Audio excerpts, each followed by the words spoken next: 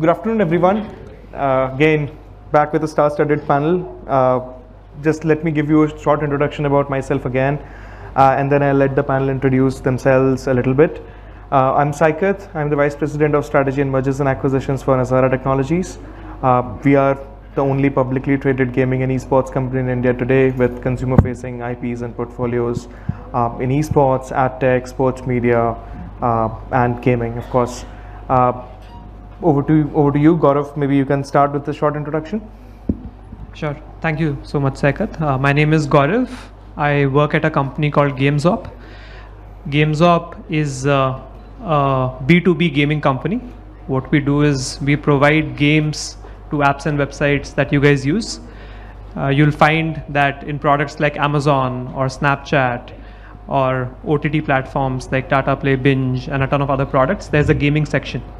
That vertical is powered by us.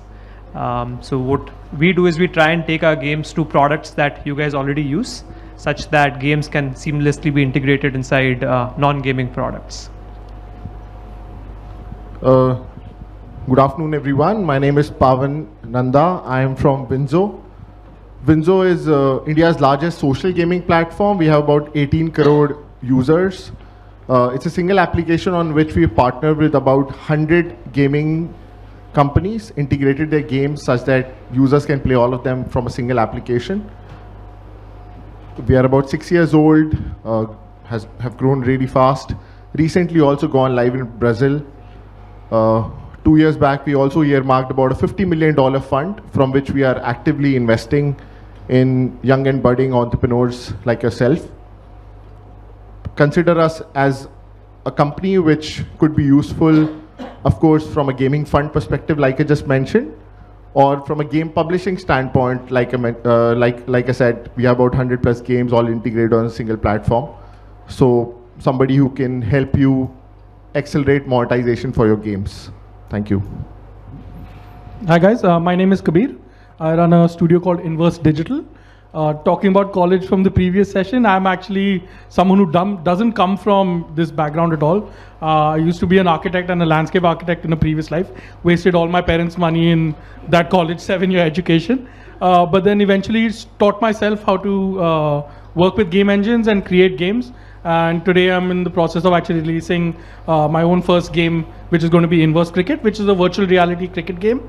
But its functions kind of expand more than just being a virtual reality cricket game. It's more a cricket platform where you can generate cricket-based content.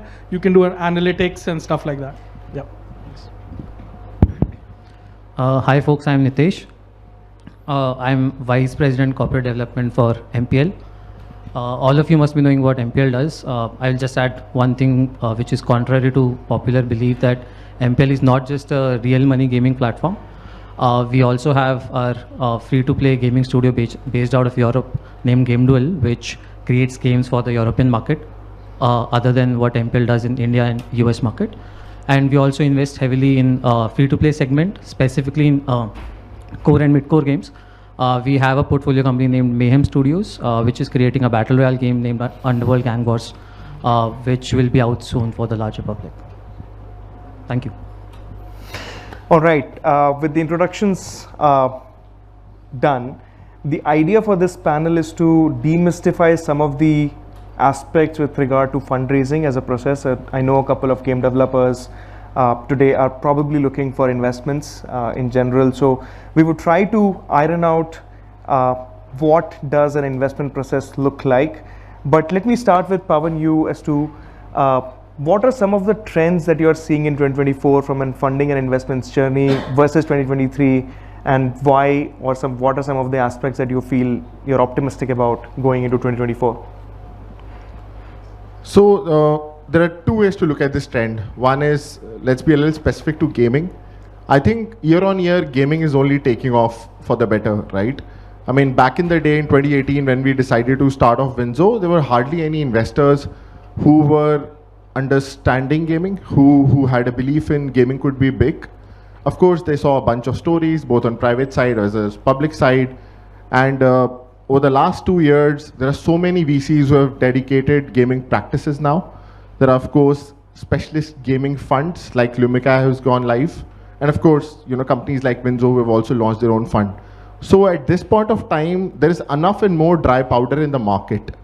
So that is, I would say, a trend over the last 5 to 6 years, directionally where gaming or investments in gaming is heading. However, if you would see over last 24 months, of course, 2021 was a year where there were massive fundings that have happened. A lot of companies accelerated their product market fit. Some strong traction happened in the post-COVID era, post which there was a pullback in the market. And that had nothing to do with gaming. Of course, to a certain extent, could be to do with valuations, but by and large, if you see the overall consumer internet ecosystem, 2023 has been a year where there has been a dry down, a lull phase, right? Investments have not happened in general across all startups. 2024 is going to be slightly better. I think consumer easing is happening. Markets are more sane now from a valuation perspective. A lot of consumer internet companies have sort of reduced their burns. Some of them have also turned profitable. And investors are just more excited to now start cutting check again. We see that over the next 12 months, you would see the activity only increase from here. 2024 will be better than 2023, and 2025 will probably be as good as any other year in the history of the sector. So it's only going to get better from here on. That's amazing to hear. 2025, waiting for it. Nitesh, you as from MPL also do a lot of international investments. Recently, you've invested in Game Duel, as you mentioned. What are some of the trends that you are seeing from a more global markets perspective? Are you seeing valuations trending down? Are you seeing a larger deal flow? Or, what are some of the trends that you are seeing and excited about? No, I think first of all, I definitely agree with what Paavan mentioned about India's story, right? 2024 is definitely picking up for India, and 2025 hopefully will be much better. With respect to international as well, right? 2021 was a year when a lot of money was flowing in, a lot of companies were getting a lot of valuations, etc. 2023 was lull. There's a funding winter. With 2024, I think with the entire phase of 2023, a lot of companies realized that how they need to cut down on their expenses, work towards better unit economics, make the businesses profitable. With that mindset, a lot of companies went profitable as well. So firstly, these organizations itself are moving toward better or more sustainable business models. That's what is happening. Second, the larger macro trends are also changing. The Feds might end up changing the rates again, which will require investment to further pump into certain markets where there can be better returns. So there'll be more of such money flowing back into the country, which can further lead late stage funding or growth funding as well. And in my opinion, personally, I feel that if there are strong teams building good sustainable businesses, even in lull times, there was money for those teams to pick up. Yeah. Just to sort of add, I also want to get a sense of the room here. How many of you are like working in a gaming company or are in the early stages of setting up your own gaming company? If you can probably give us a show of hands for us to just give you or deliver you relevant content. That's all. Okay, thank you so much. I think from a funding environment perspective, I feel, if you have, the first round usually happens somewhere, like within first 12 to 16 months of a company's journey, right?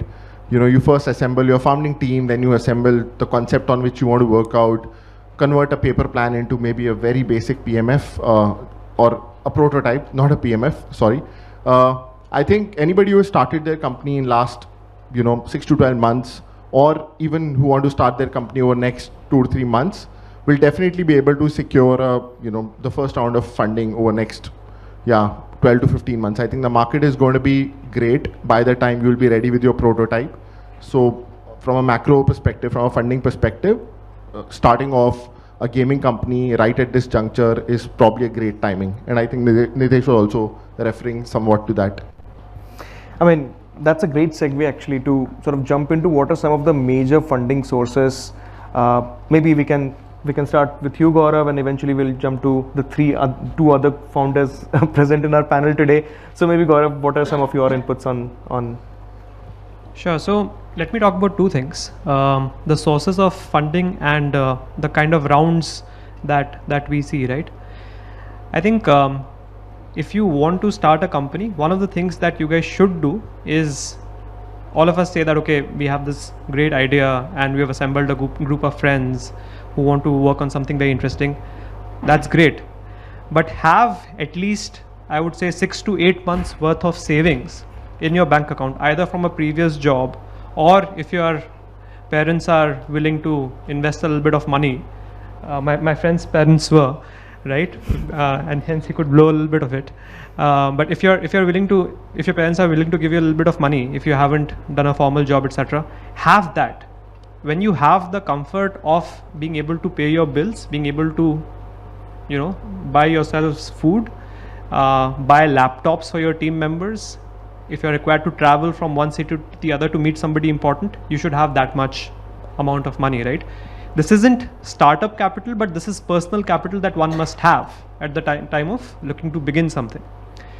Then I think if you've seen that phase through and you're out there in the market to raise a little bit of money, there are 2 or 3 different kinds of rounds that your first amount is going to come from.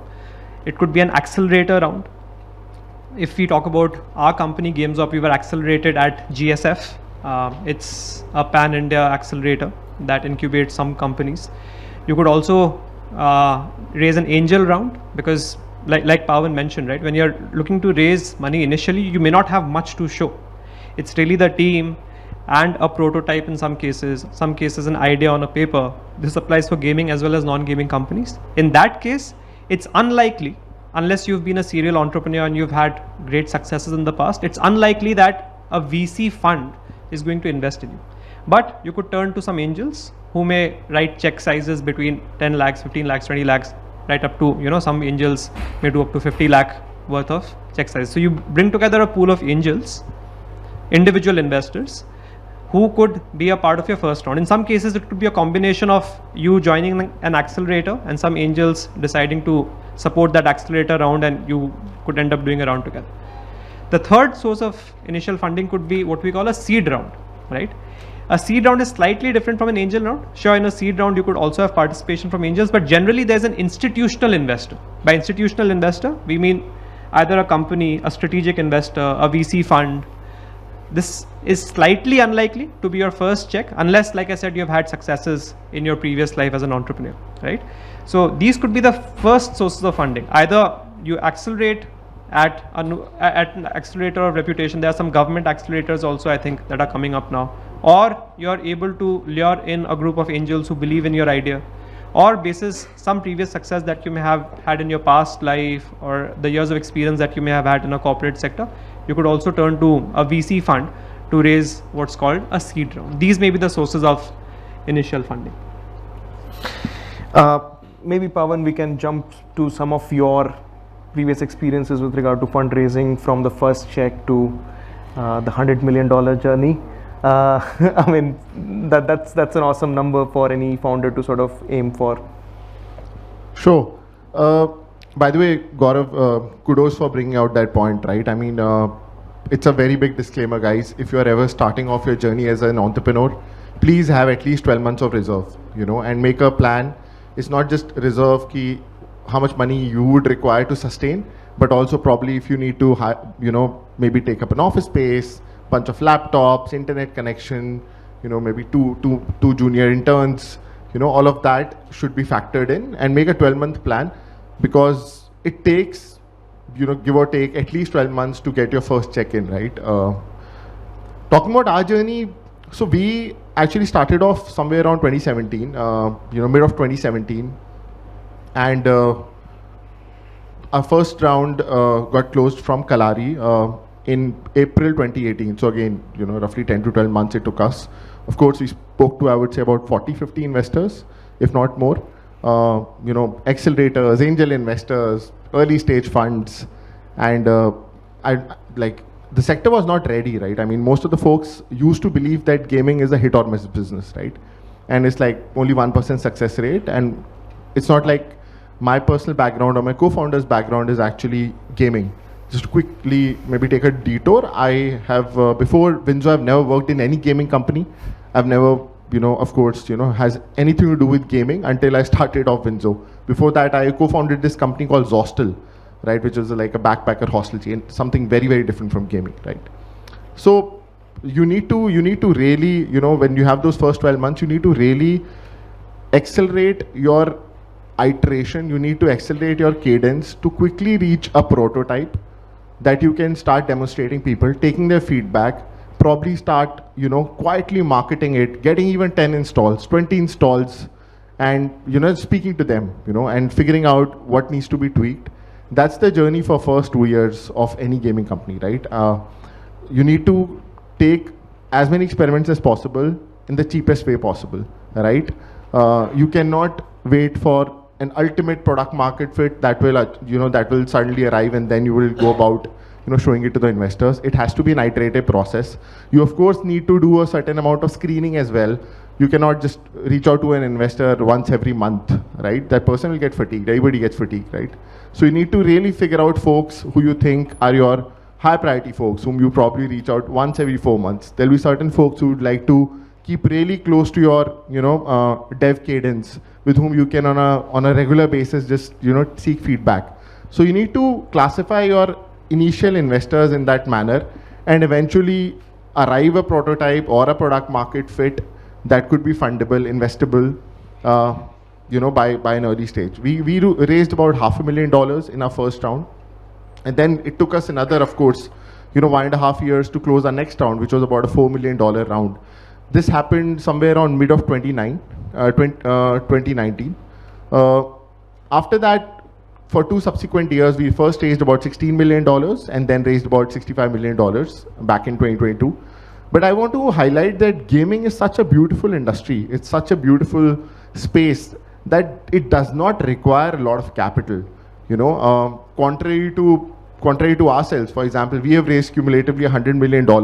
I can tell you that we never touched even a single dollar that we raised from our last round, which was $65 million round, right? And that also is, I would say, we had the luxury to onboard a Mahendra Singh Dhoni, do an IPL campaign. We bought the world to a certain extent. We spent, to our heart's content and still could do away within just 3 rounds to never require any external source of capital.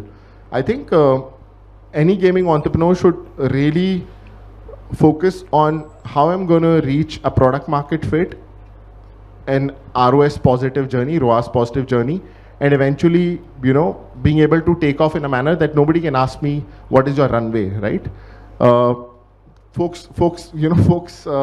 And entrepreneurs always optimize for runways, right? I think gaming entrepreneurs and gaming as a business, if done in the right manner, can very quickly take off, and then you're on your own. And I think that is the most liberating thought that any entrepreneur could get, right? And gaming as a sector, as a space, provides you for that. So it doesn't have to be like $100 million corpus you need to build. I'm sure you would see some companies are raising $500 million, $1 billion, right? It's very easy to sort of, and those are the ones that make the flashiest of headlines as well, right? But I just want to, very, very honestly, candidly share that anybody can make a great gaming enterprise with a couple of $1 million. Gaurav, you want to? Yeah, no, I would, but when you're talking about getting 10 installs and 20 installs, I couldn't help but reminisce something that happened in my life, right? So our company was founded in Delhi. I used to live in Civil Lines, take the metro to CP, where our office was. And I made it a point actually every day in the metro to see who's playing games. Back in the day, we had an application. We don't anymore because we are now B2B. But who's playing games? I would go to that person, and I would say, you're playing this game, There's an application on Google Play called Gamezop. It's an Australian company. It makes great games. I think you should install it. Half of the people would say, no, I don't have internet connection. I would give them hotspot, And I made it a point, and my brother did the same, who's my co-founder. You won't believe, one of the angels who actually joined the round was one of the people who I met at the metro. Nice. And funnily enough, he used a term which I didn't even know. He said, I like your hustle. And people these days use it a lot more. I didn't know I was hustling. All I was doing was I was getting installs for my app. And I think it worked out, right? So, jokes aside, to Paavan's point, I think gaming is one of the few industries where you can actually aspire to be profitable very, very quickly. you must look to do that. There is no time in the history of fundraising, forget about fundraising, in the history of business, where a profitable company will not be respected. No VC, no angel investor, no seed fund, not even your own parents would come and tell you, "Pagal hai kya profit banaya hai?" Nobody says that, right? People can sell a lot of other things. People can say your product doesn't work. Oh, this concept has been tried in this market. What is it? We used to get questions like these. Okay, your product is interesting, but who exactly is doing it in US or China? And we said, we don't exactly know. We haven't tried to bring this concept in from elsewhere. But the moment we started becoming profitable, we realized that people started to look at us from a different lens altogether. Then these questions around, will the model work? Who else is doing it? Do you guys have gaming experience? None of these questions started to apply. The moment you hit that profitability mark and you're able to maintain it sustainably, I think things start. I really feel that things started to change for us, and so will it for you guys who are looking to take this plunge. Right. Very interesting points, Gaurav. One of the key takeaways from that is make your own angels. I think that is also one of the important, interesting concepts. But I would like to introduce a subtle nuance to both Paavan, your point, and Gaurav, your point, by inviting Kabir to give your inputs. Look, their business models are pretty robust. It's very easily prototyped, very, very easily you can achieve the metrics. But you're operating in this VR space, where the production value is high, time taken is high, no guaranteed success and returns. How do you even approach investors in such a setting? I mean, sitting out of India, a lot of people may not even know VR. So how do you approach the investment and funding problem? That's actually a great question. And quite honestly, that's a fairly big challenge. However, having said that, there are sector-specific funds that are educated on these type of technologies, who are looking at what is the technology for tomorrow, not necessarily for today, but for tomorrow. I even heard Nitesh from Nazara talking about how he is looking to take bigger bets on VR and AR being the next platforms. And you can kind of see that with Apple and Apple coming out with their own VR platforms. Oculus has its own VR platforms. They're all getting, each one pushes the other one, and as a result, makes the industry bigger, and which creates awareness. But having said that, building a VR title from India where there is not a lot of VR traction is difficult. So for us specifically, looking at this as a barrier to entry for our customers who needs to buy an expensive VR headset, he needs to be educated about virtual reality. It's kind of a difficult sell. So we've taken a slightly different approach.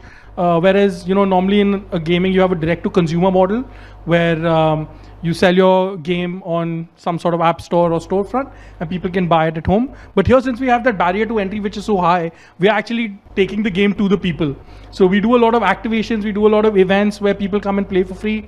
We have like a B2B SKU of our game that we collaborate with sponsors and get money through that channel rather than charging our customers. And of course, there is the age-old arcade model where you can give the players all the infrastructure and they can come and pay to play as well. So having said that, coming back to the VC's point of view, we have to actually find the VCs who are actually interested in the space, educated about the space, and are looking to take these bets in these like a little bit of an unknown space. Just sub-questions or sub-points to that. How important do you think are Kickstarter campaigns or publisher-led investments to finish development? Primarily because it takes a longer period of time and you would want to offset some of that risk and the publisher comes in. Yeah, perfect. That's a really great question. So before I just talk about the publisher, I just want to mention that there are many ways to get funds for your game. Raising venture money and PE money, all of that is of course institutional money, but there is different ways of getting funding for your game. There are a lot of grants out there, government initiatives out there. We've been lucky enough to receive an Epic Mega grant a few years ago that it wasn't a lot of money, but it was some money to first of all give us a little bit of runway, but also to give us that stamp of approval that someone else who comes to look at us knows that this person is someone who's received a grant. Sorry, what was the main question? So publisher-led financing, right. Kickstarter campaigns, pre-orders, things like that. Right. So Kickstarter campaigns, I've seen many Kickstarter campaigns from many game developers. Unfortunately, my understanding of it, I haven't done the Kickstarter ourselves, but my understanding of it is that it's a fairly marketing heavy endeavor to actually get, to actually crowdsource your game's development can be very marketing heavy from your end, because then you have to kind of engage the customer much before the release of the product, explain to him what's coming, and then finally get some money out of him as well. Same goes for pre-orders and stuff as well. Having said that though, publishers on the other hand, they have a vested interest in you as a game developer succeeding, because they will then take a revenue cut out of every copy that you sell. But what it does do is give you a little bit more runway, gives you some resources that you as a game developer might not have. So especially for someone like us who's developing a virtual reality cricket game, so we don't, like I mentioned, I don't come from a game development background. So there are certain aspects of the game development life cycle and the ecosystem that are a little bit foreign to me. So this is where a publisher can really come in and help. So for a simple example like QA testing, we have our own internal small team to do QA testing, but a big publisher who has published many VR titles can offer that to us. They can also reach the right markets through the right type of marketing and the channels that they have. Obviously it comes at a cost of having to share the revenue with them, but it's a judgment call that you as a developer have to take. So it's never been easier to self-publish. Let me also make that clearer. When I was growing up, I didn't have any ideas of, do I need to reach out a publisher? Can I self-publish? There was no question about it. It was just EA Sports publishes games, Insomniac Games publishes games, and those are the ones who are doing it. But today, you can self-publish on Steam, you can self-publish on Oculus, on Android, wherever you want. So it's up to you as the game developer. I just want to add to it. I think one most important thing, especially, Gaurav also mentioned, is hustle, or just trying to figure out what you can best get out of resources, right? I mean, Kabir mentioned he's built a phenomenal, AR VR game on cricket, and we were fortunate enough to take him along for the Bharat Tech Triumph season 1. 15 companies went to GDC to be a part of the India Pavilion there, and there were like so many folks who were just coming in there, publishers, VCs, of course, gaming influencers. Carrie Minati himself, I think, played his game there, right? Yeah. So, I mean, those kind of exposures, I mean, and then, once you win or once you are on those platforms, you of course get PR picked. There was another company which got funded at that point of time. So you need to really figure out avenues where you can get your product out there, right? If it's a topical game that you've built, I mean, today we are in the world of digital PR. I mean, ideally you should also, figure out opportunities, how you can fall in the radar, right? How you can sort of make an impact, how you can make some noise, be a part of these avenues, pavilions, conferences where, you will find like-minded folks, folks who are ready to sort of, invest in you early, publish you early on, right? I think that is again something that early stage gaming entrepreneurs should be mindful of. So just to add on a couple of more points, I think as a representative of company like Nazara, which is more of a strategic investor, there are additional options which are probably later towards the life cycle of your product development and company journey, wherein you can actually look for getting an exit through a strategic sale to a larger player who could potentially solve your 10 to 100 sort of a problem. Once you have figured out 1 to 10, he can also help you figure out those issues as well. And then there are other investors like PE funds and other sort of investors who can get you that exit. But I think for the most part of the developer base today, some of the points that were mentioned by the panelists here are sort of relevant. Coming to the honest conversation. So here I would divide the camp into two groups. So Nitesh, probably taking an input from you as an investor, MPL being invested into multiple companies, how important is having an honest conversation with investor, particularly when times are going tough, right? There's a new regulation, there is some issue with the company, the targets are not being hit.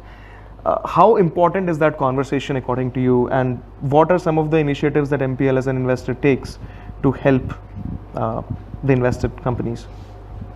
First of all, I think this is probably one of the toughest questions from an operator standpoint as well as investor standpoint.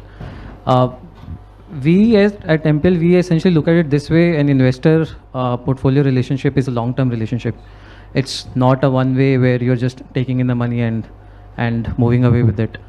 Uh, Once an operator builds a thesis on what they're essentially building, how the next 4 years or 5 years will pan out, they have certain runway, etc., certain metrics and targets to hit. But when actually the rubber hits the ground, the reality can be very much different, and you can be way off from what you predicted, where you will be.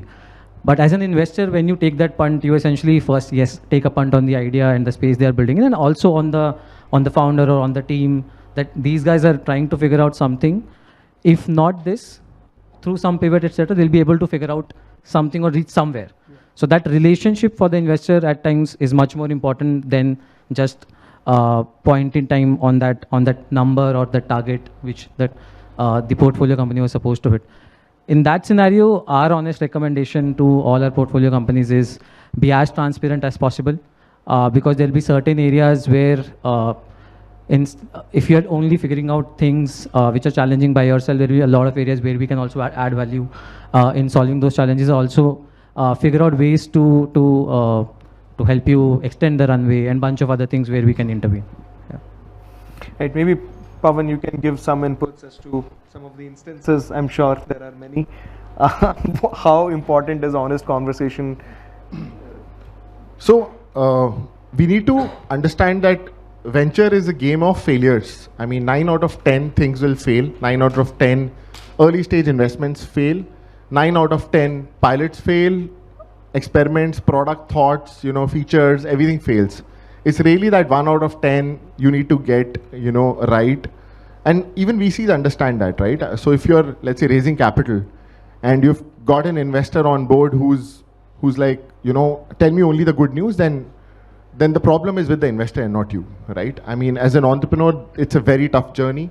You are anyway dealing with rejections, right? Right from a person who's supposed to join you, but last minute he just decided to, get retained in the current job, to a subsequent investor who was about to issue you a term sheet, and then suddenly he realized that, there is something, something more to be proven in your product before he can come in.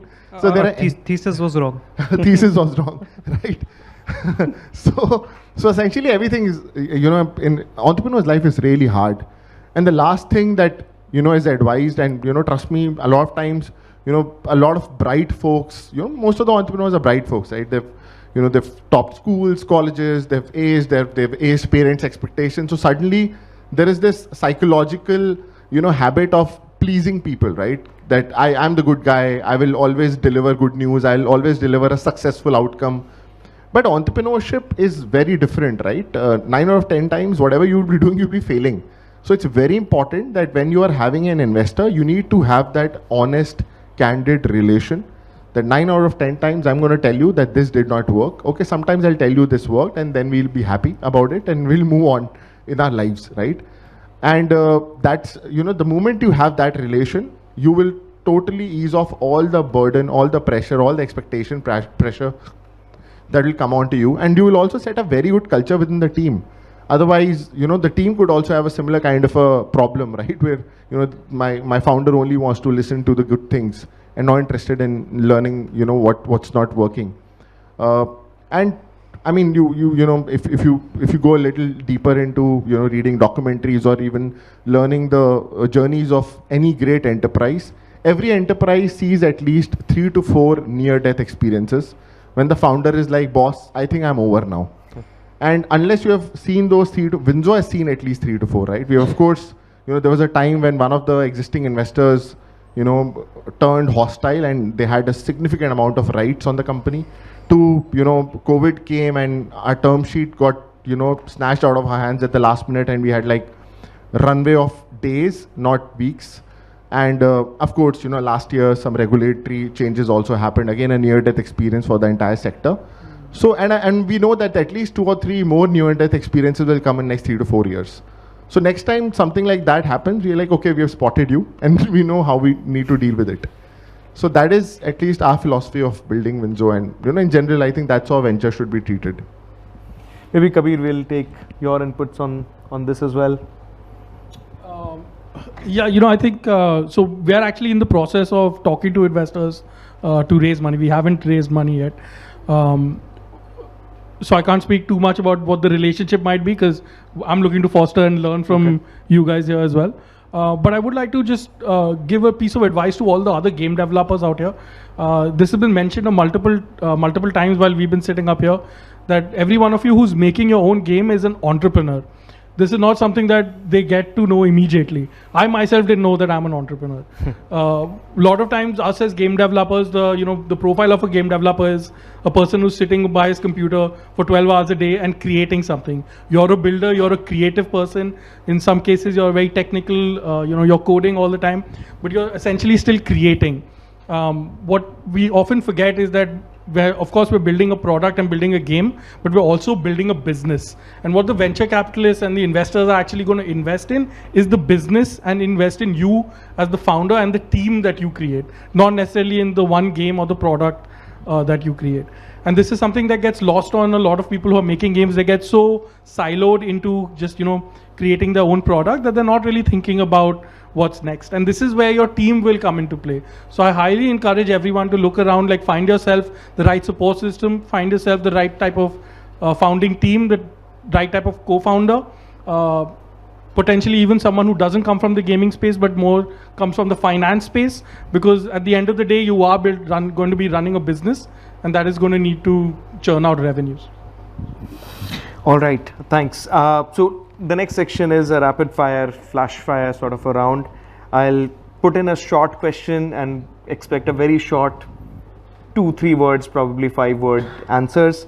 The first question to you, Gaurav, is, and we'll go in the circle, what game are you playing currently and what levels are you currently at? Just like the rest of the room, all the games on Gamezop.com.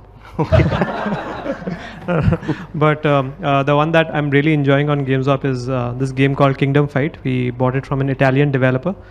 I think it's a very cool game. I think I'm on level 17 or something, but the game has a total of like 96 levels. Perfect. Paavan? Yeah, I'm only playing games on Winzo, and I swear I'm not marketing. I swear when I'm saying that. And there's this very cool game called Candy Match on Winzo that I really enjoy. At least for this week. If we have 100+ games, it's really, every week I try some new game. This is this week's favorite. Kabir, are you playing your own? Inverse cricket, guys. IPL छोड़ो, ये देखो, ये खेलो. It's a phenomenal game. Like we tried it out in GDC. It's a phenomenal game. If any of you is the cricket aficionado, I mean, it's one game that you should definitely try it out. Do you have a kit here? We can get a kit here if someone wants to try it out. But on a serious note, Counter-Strike, baby. Nitesh, now it would be injustice if you do not say MPL, but in addition to MPL, what are the other games you are playing? Yeah, no, I agree. In addition to MPL, I definitely spend a lot of time on FIFA. Okay, nice. I'm a football fanatic. Yeah. I'm personally spending my time on Call of Duty Mobile, but that has been for quite some time now. Generative AI, Gaurav, with you, good or bad? I think, look, everybody in our industry is probably going to say that it's been good because it's eased out a lot of the work. Generation of assets within games has become simpler. So as a company, we don't make games from scratch. We take a lot of games from developers, and generally the games are 90% there. But for the 10% of the assets, sometimes you have to go back to the studios. Now that's something that we can manage with a lot more ease.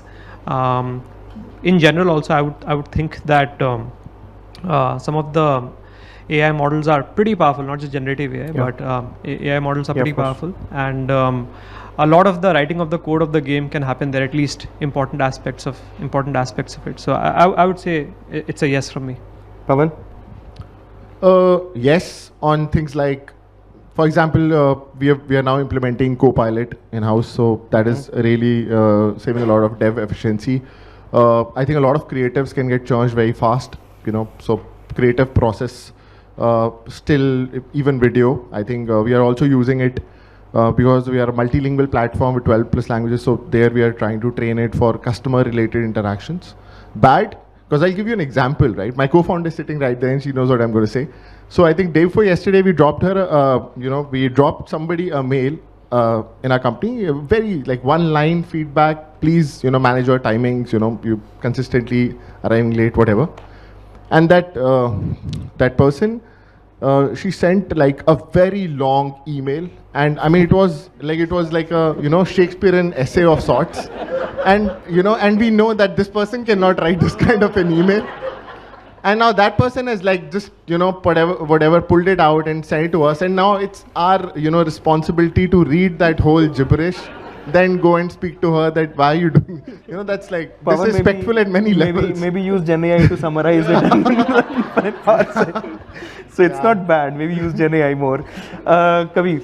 Yeah, so it's actually been very handy for us because we're a small team. Most of the development is done by very few people, and it's helped us a lot in specifically areas of art, creating generative art, whether it's for thumbnails or menu items and stuff like that. Having said that, I'm really looking forward to the next generation of Gen AI tools that are going to come into the game engines directly. I've seen some really cool ones where you can just type a prompt and it'll, for example, create an entire environment according to the prompt. And I think that's going to really help decrease the iteration times, and we're going to see some really cool stuff coming out in the future. And Nitesh, to end this. Yep. I'm also very excited about Gen AI. I'm actively trying to see what all is moving in Gen AI space, specifically on game development front, 3D modeling, art design, etc. How will it simplify game creation itself? That's what I'm really excited about. Perfect. Thanks a lot, guys. I think that has been really wonderful. We have overshot time by a little extent. Thanks again.